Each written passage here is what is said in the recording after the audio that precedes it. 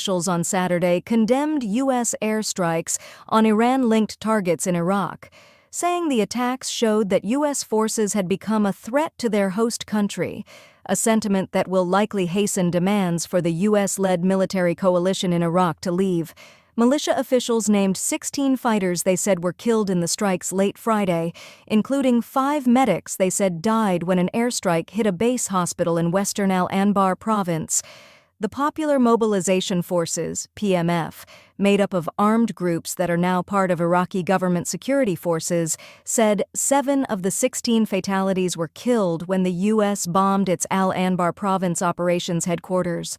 It said at least 36 more people were injured and searches were ongoing for missing fighters.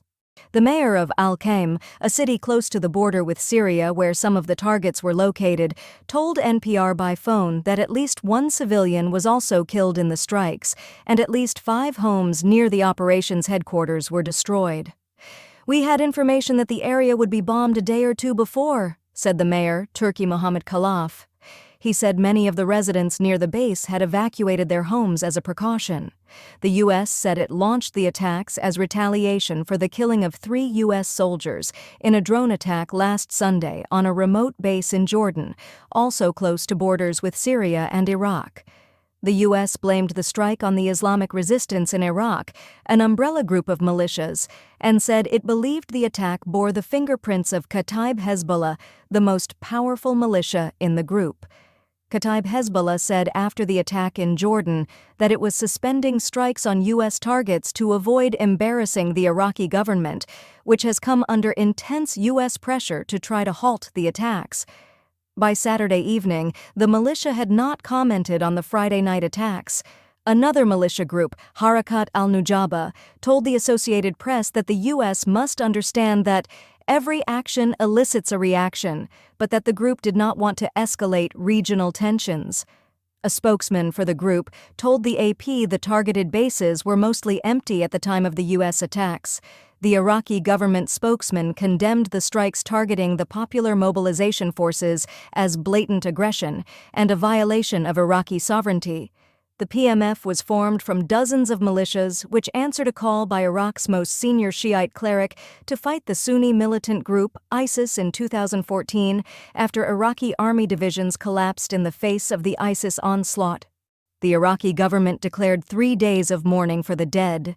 "This aggressive airstrike will push the security situation in Iraq and the region to the brink of the abyss," said Basim Alawadi, the government spokesman. "We assert that the presence of the international coalition, which deviated from its assigned tasks and granted mandate, has become a reason for endangering security and stability in Iraq. It also serves as a justification for entangling Iraq in regional and international conflicts."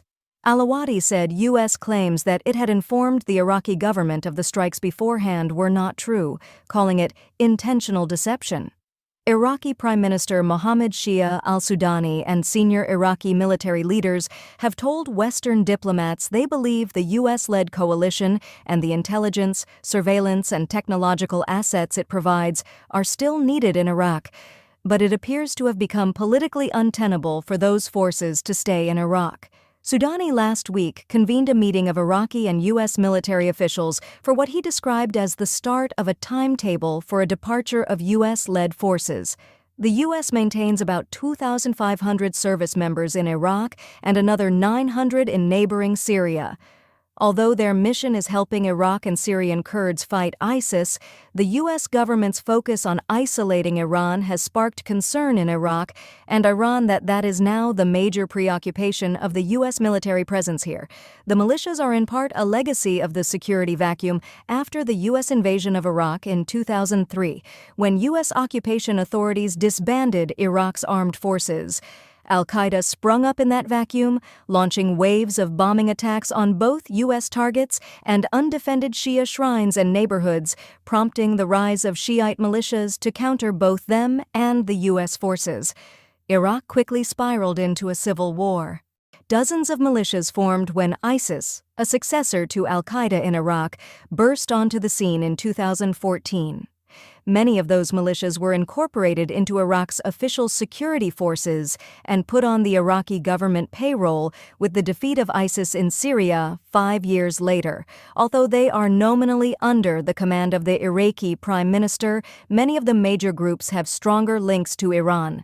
Some of the Iran-linked militias based in Iraq are part of the Islamic Resistance in Iraq, a loose group that escalated attacks against U.S. military targets from Iraq and Syria after the start of the Gaza war.